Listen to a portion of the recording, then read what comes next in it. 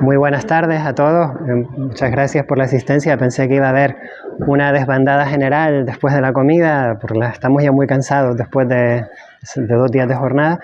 Pero bueno, siguiendo una sugerencia de José Antonio, voy a intentar acortar mi intervención. Lo cierto es que hay mucho de lo que ya se ha puesto sobre la mesa que creo no es necesario repetir, sobre todo en las intervenciones de Cristina y de Alberto. Entonces eso me lo voy a ahorrar y de paso también así ganamos tiempo para la discusión, para el diálogo, que seguro va a ser mucho más enriquecedor de lo que yo pueda plantear aquí, ¿no? Bien, buena parte de lo que voy a decir, buena parte, no todo, procede de una tesis doctoral que me pasó José Antonio, de Jan Lol, sobre nacionalismo agresivo. Este autor, Jan Lol, pertenece a un grupo de trabajo en Hannover sobre psicología política. Me imagino que continúan la tradición de Peter Bruckner y bien, llevan unos cuantos años trabajando sobre estos temas, ¿no? Quizá podríamos decir que la figura principal de este grupo es Rolf Paul, ¿no? Tendríamos a Jan Paul, a Jan Lol y a Rolf Paul. Bien, ellos tienen muy claro, este grupo de trabajo de psicología política, que los estudios sobre nacionalismo desde perspectivas psicosociales son bastante escasos. Estamos hablando de un terreno que todavía está por urbanizar, ¿no? Y también son muy prudentes a la hora de transferir sin demasiado tiento o con mucha rapidez categorías psicológicas a conceptos políticos.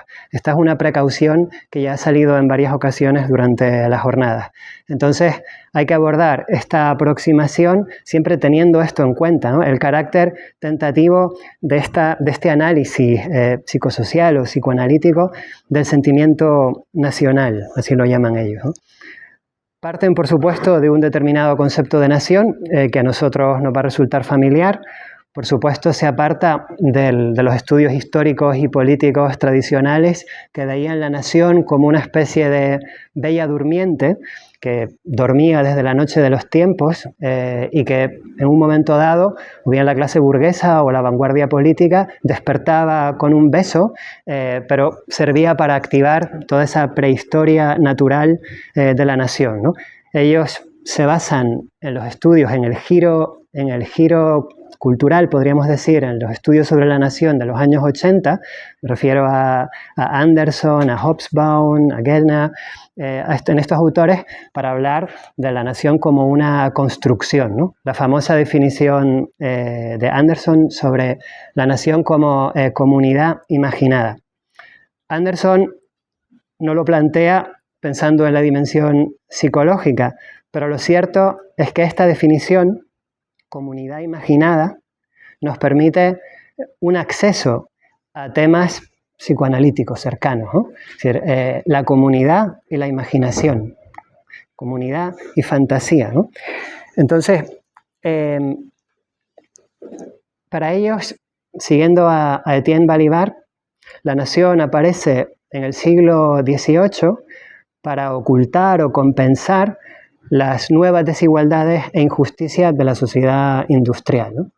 Estaríamos ya básicamente de acuerdo con un análisis marxista tradicional, ¿no?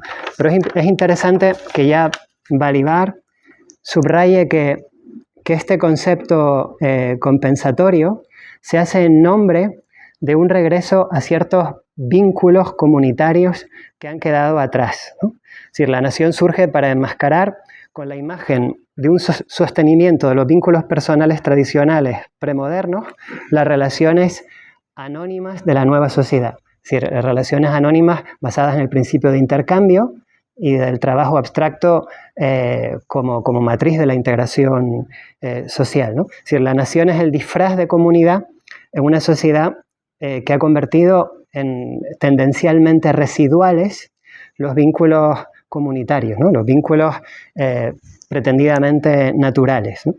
El propio Peter Bruckner decía que para el individuo que llegaba del campo a las sociedades industriales se daba una desestabilización psicológica, ¿no? De su estructura, la estructura psicosocial se veía alterada hasta el punto de sentirse en tierra extraña.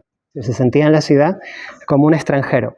La nación aparece entonces como vínculo sentimental que busca sustituir el arraigo anterior al mundo afectivo, simbólico, familiar, ¿no? Porque el individuo en la nueva sociedad industrial se siente básicamente extranjero. Esto está bien condensado en una afirmación de Hegel, de la filosofía del derecho, cuando Hegel define la nación, dice que la nación pertenece a la vez a la historia natural y a la filosofía de la historia. Él entiende ahí filosofía natural en un sentido más próximo a geografía, ¿no? Pero es sintomático, es expresiva esta afirmación de Hegel. Es decir, la nación es un protagonista, es un actor de la historia universal, donde el Estado tiene un carácter divinal y al mismo tiempo tiene una raíz en el mundo natural, es decir, en la geografía, ¿no? Si este doble carácter de la nación, es protagonista en la historia universal y a la vez anclado en la naturaleza. Creo que Adorno llega más lejos que Balibar o que Peter Bruckner analizando el concepto de nación, cuando afirma que el concepto de nación en sí mismo es contradictorio. También lo define como uabsoidos, como lo protofalso. Es un concepto contradictorio porque se presenta como salvación de vínculos naturales comunitarios al tiempo que es un agente de la destrucción de esos vínculos, ¿no? Es un agente, es una categoría de construcción del mundo moderno. Por ejemplo, en la creación de lenguas nacionales que permiten la unificación de un territorio, la creación del mercado de trabajo, unificación de los transportes. Es decir, la nación es un concepto contradictorio porque tiene esta doble cara, ¿no? Para Adorno, sin embargo, la nación es desde su origen, no solo desde la visión romántica, irracional. Su componente esencial es irracional, ¿no? Representa también una forma de la dialéctica de la Ilustración, ¿sí? Porque la nación aparece como recuperación o compensación de la naturaleza mutilada, de la naturaleza dañada, como recuperación de esa naturalidad, pero en nombre de la dominación de la naturaleza. Es decir, la nación tendríamos que comprenderla entonces como una manifestación de la dialéctica de la Ilustración, ¿no? Los nacionalistas de algún modo lo saben, lo intuyen, y por eso ese plus de afirmación nacionalista, ese plus de afirmación de los vínculos naturales que en realidad son pseudonaturales, ¿no? De ahí ese énfasis, ¿no? Adorno insiste también en que no debemos olvidar el momento progresista de la nación, como decía antes, ¿no? Pensemos en la construcción de las literaturas nacionales, en Dante, en Chaucer, en Lutero, por ejemplo. Pero en cualquier caso, el saldo final de la nación o de la categoría de nación en la historia es el de la bestialidad. Cita Adorno a Grillparzer, ¿no? Esta cita: de la humanidad pasando por la nacionalidad hacia la bestialidad. Así que de este concepto de nación tendríamos que retener la asociación a los vínculos comunitarios naturales en un mundo que tiende a destruir como restos esos antiguos vínculos personales premodernos, ¿no? Es un concepto contradictorio en sí mismo y falso.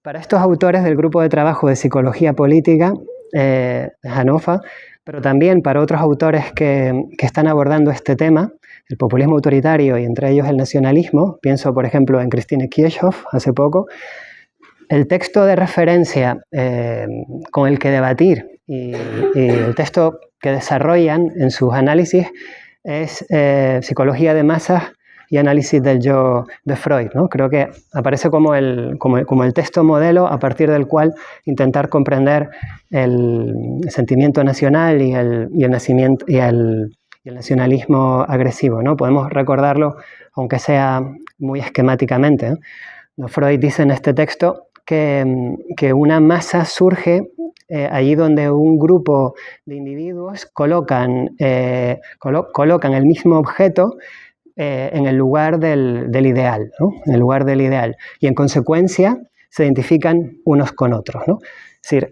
estas dos fuerzas que compactan la masa, ¿no? Idealización vertical e identificación horizontal, ¿no? Por supuesto, como se ha subrayado ya aquí en varias intervenciones, este doble encapsulamiento, esta doble fuerza que genera la masa no se da sin la proyección hacia afuera de la agresividad interna y la persecución violenta o el odio hacia el extranjero o el diferente, ¿no? Bien, la idealización, por supuesto, es un enamoramiento a cuyo objeto ha fluido buena parte de la libido narcisista, ¿no? Bien, ello supone, de algún modo, la idealización, la entrega de la instancia del superyo al líder de tendencias sádicas, ¿no? Entonces, las defensas morales, normativas, son cruzadas, son burladas ante cualquier ánimo del caudillo, ¿no?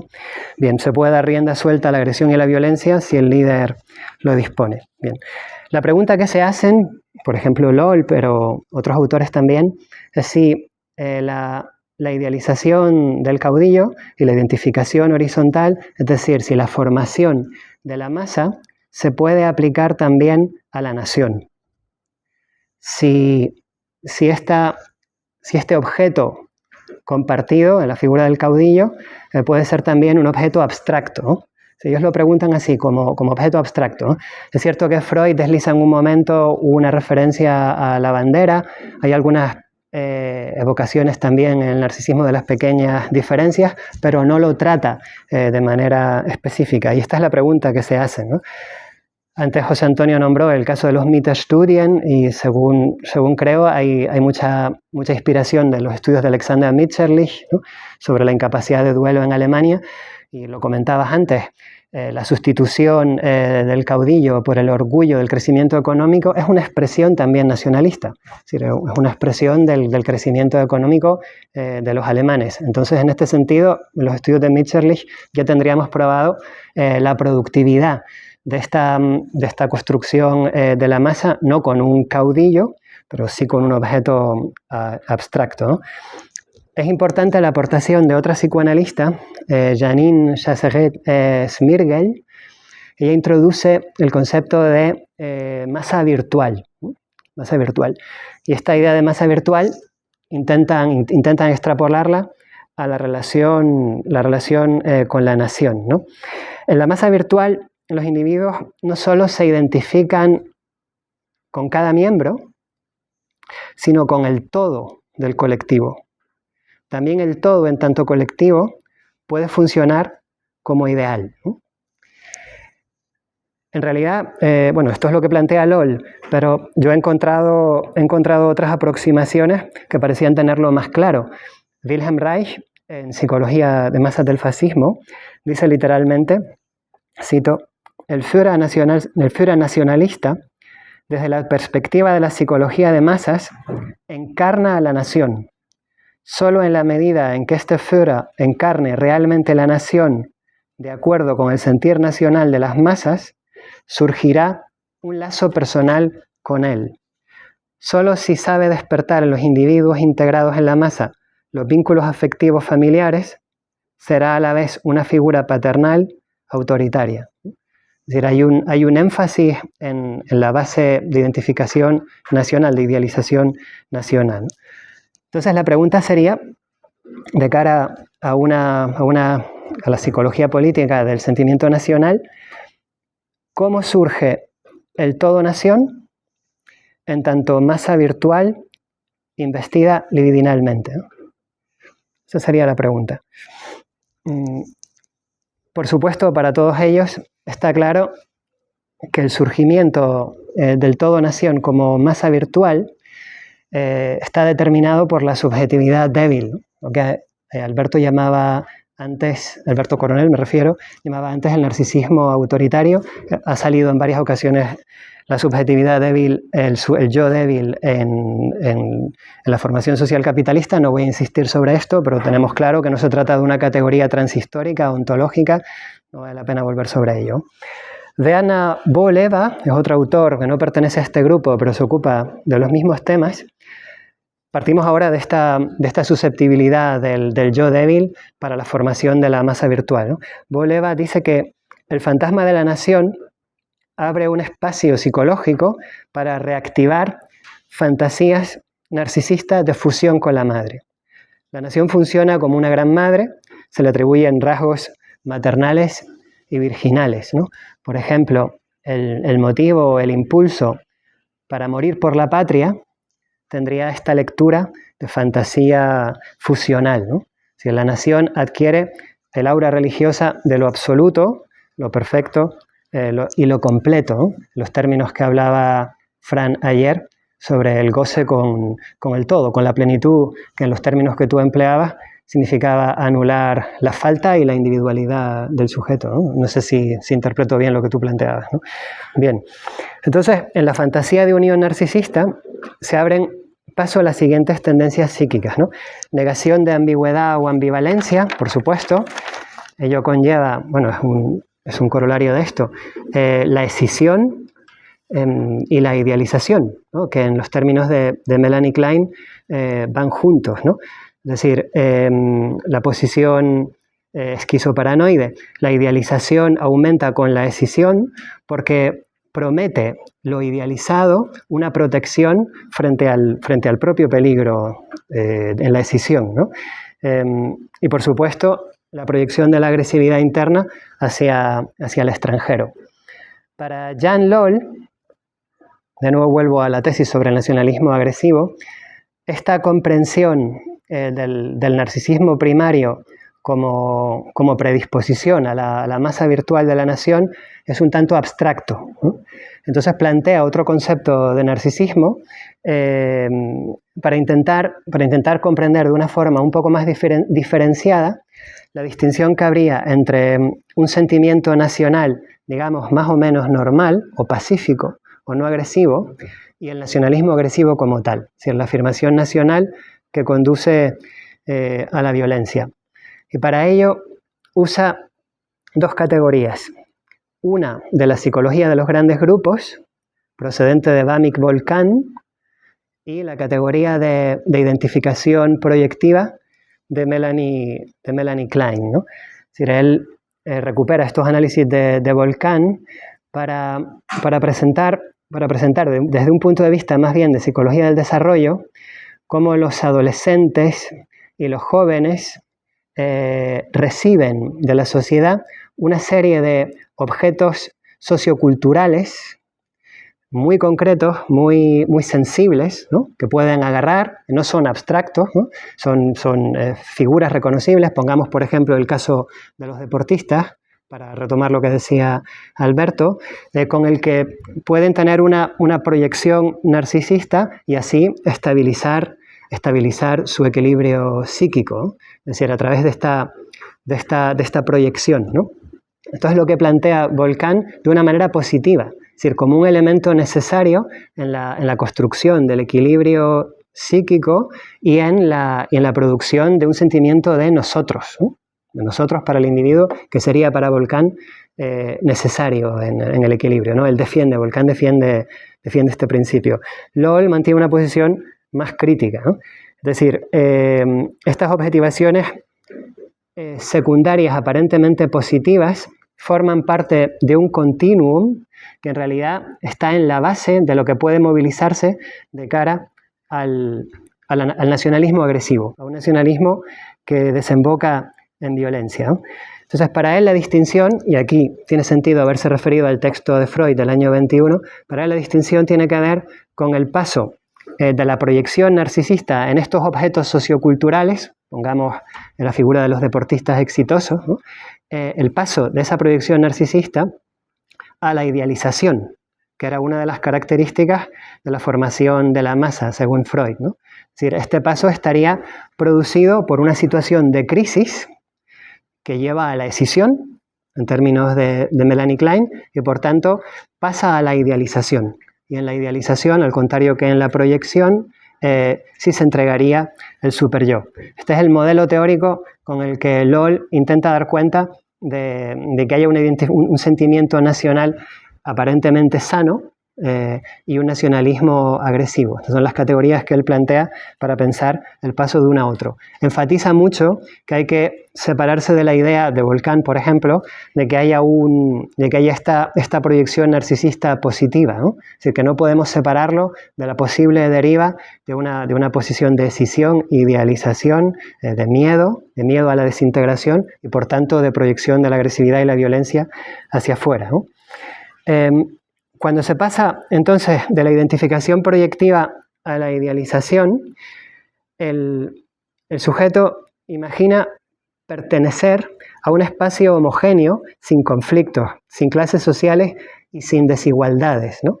Lowell usa el concepto de Didier Ansieux, la idea del yo piel, ¿no? Es decir, de un yo que me cubre en la comunidad homogénea, ¿no? Es decir, una cubierta imaginada, o sea, que esta idea de yo piel extiende sus raíces hacia terrenos muy corporales, sensibles, afectivos, ¿no? Un yo piel que ayuda a sentir la barrera entre el adentro y el afuera y a apaciguar el miedo a un vaciamiento interior, ¿no? La agresión interna se orienta hacia los extraños y extranjeros, y esta separación se expresa, es importante, en esta homogeneidad del yo piel, se expresa en distinciones como las de puro, impuro, limpio y sucio, la idea de que el extranjero es sucio de por sí, ¿no? Solo por el hecho de ser extranjero. Y vinculado a estas dos tiene que ver de manera muy fuerte el fuera de lugar, que las cosas no estén en el lugar que le corresponde. Es decir, el sucio y lo impuro tiene que ver con la desestabilización y el cambio de lugar. Yo creo que esto puede observarse desde el punto de vista de la psicología social en las supuestas doctrinas oficiales de la ultraderecha. Por ejemplo, en el pensamiento, dicho entre comillas, de Alexander Dugin, cuando defiende en lugar del racismo el etnopluralismo. La idea de que cada cultura pertenece a una casilla milenaria de la que no puede moverse y a la que le corresponde un lugar perfectamente asignado. Creo que, no es por supuesto lo mismo, pero creo que hay algo de este énfasis en que las cosas estén en su lugar también en algunos planteamientos decoloniales, ¿no? de la izquierda, ¿no? Es decir, creo que hay una reproducción de este etnopluralismo que probablemente tenga que ver con disposiciones psicológicas como las que estamos diciendo, ¿no? También la idea de asimilación, es decir, esta homogeneidad del yo piel presenta una fuerte tendencia a la asimilación o a la integración cultural, ¿no? Entonces, no solo xenofobia, sino, como dice Taguieff, también xenofagia, ¿no? Es decir, la idea de que el extranjero, el extraño, tiene que ser incorporado, tiene que ser asimilado y tiene que desaparecer.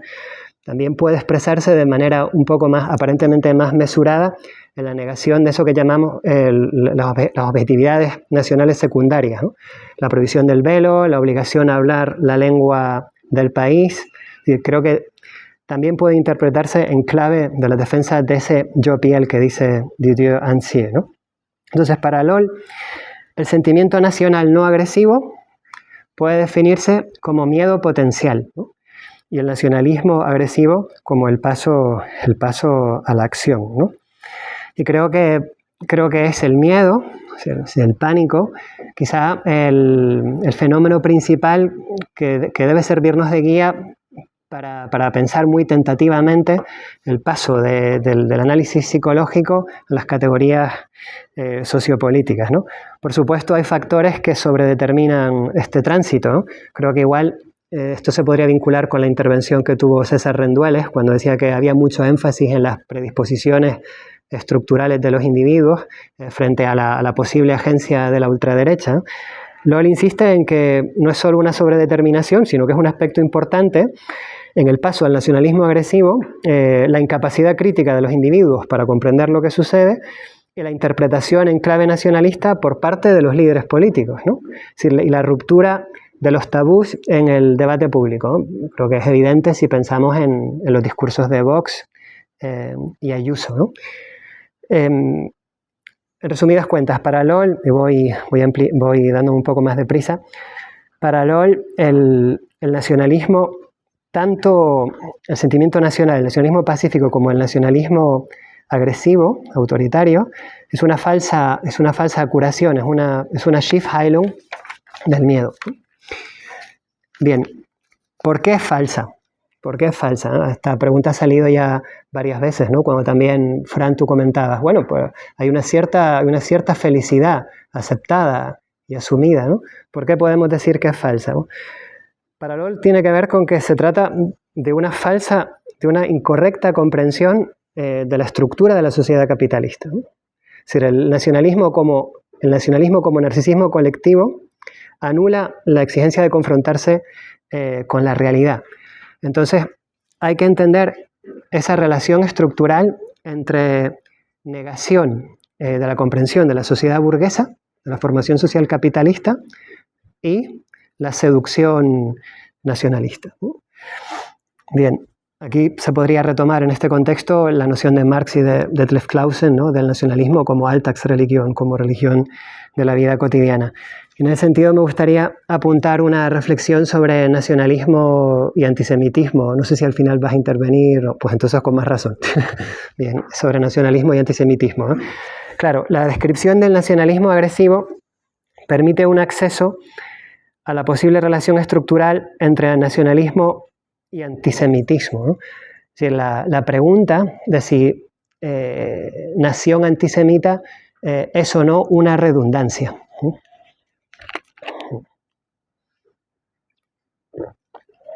Entonces, la reflexión sería la siguiente.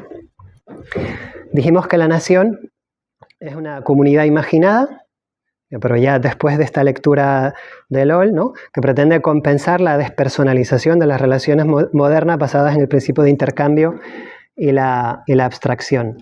Pero es una falsa concreción, es un falso regreso a la comunidad, a los vínculos supuestamente naturales, ¿no? Podemos llamar la nación una falsa concreción, una pseudo concreción. Y el nacionalista, como decía antes Adorno, lo sabe, en el fondo lo sabe. Entonces, para ocultar esta conciencia de que se trata de una pseudo concreción, para ocultar que no puede identificar la nación como el gran sujeto en el que el individuo puede encontrar su verdadero ser y luego identificarse con el Estado, redirige ese rechazo a la falsedad, esa conciencia de la falsedad, a una supuesta abstracción mayor, ¿no? La personificación del judío como raíz de la disolución de la comunidad. Es decir, entonces el antisemitismo, no estoy diciendo nada nuevo, ¿no? Es decir, también sería una Schiefheilung a un problema moderno. Un problema moderno en el texto de George Orwell sobre el nacionalismo, que en realidad es también sobre el antisemitismo. Él dice que en el nacionalismo y el antisemitismo a la vez estamos ante una patología de fondo estructural de la propia modernidad. Entonces, lo que no consigue la abstracción moderna, es decir, fundar comunidad, eso lo consigue el antisemitismo, de una manera desesperada, ¿no? Es decir, refuerza la comunidad como falsa concreción. Creo que lo interesante aquí de mi intervención sería subrayar este aspecto de la nación como falsa concreción, ¿no? Bien, tenía una aportación sobre el carácter flexible y el narcisismo nacionalista, pero como en realidad son análisis que ya se han hecho, me lo salto e intento replantearlo a partir de algunas cuestiones que han salido durante los 2 días, ¿no? Aquí hablaba del paso del carácter autoritario y de la neurosis como conflicto entre disciplina y deseo a la tesis de Ehrenberg sobre la depresión y el no cumplimiento con el ideal, cosas que ha dicho Alberto y que en parte dijo también Cristina. Entonces me limitaría a abrir la pregunta. Abrir la pregunta sería ¿en qué medida el carácter flexible, también podríamos llamarlo el homo resilientis, ¿no? La ideología de que la resiliencia va a arreglar todos los problemas, ¿no? Si el homo resiliensis, el carácter flexible, ¿en qué medida supone una predisposición mayor al nacionalismo agresivo, en los términos que ha planteado LOL, a la creación de una masa virtual, a la idealización y a la proyección de la violencia en el extranjero? Bien. Entonces, frente al debate que hubo entre Fran y Cristina, creo, sobre la atomización, la atomización del individuo en ese goce, o la posibilidad de entregarse al sueño de la soberanía nacional, como decía José Antonio, quizá la categoría de masa virtual de Janine Jasaretz-Mirgel puede servirnos orientativamente para mediar ahí, ¿no? Y algunos de los aspectos que planteaba Alberto sobre la identificación con los héroes mitológicos del deporte, volvería a plantear algo de lo que te comenté antes, ¿no? En qué medida no son objetivaciones secundarias de la nación, pero que no pueden ser pensadas en toda su efectividad sin comprender el papel sustantivo de la nación, que hunde sus raíces en la estabilización de la sociedad moderna, aunque desde el punto de vista político la nación hoy sea completamente inoperante. O precisamente por eso, porque es completamente inoperante, ¿no? Entonces la exacerbación de la afirmación nacionalista se vuelve extrema, ¿no? Lo dejo abierto entonces con esta pregunta, ¿no? Para ver si podemos entre todos afrontarla, ¿no? Muchas gracias.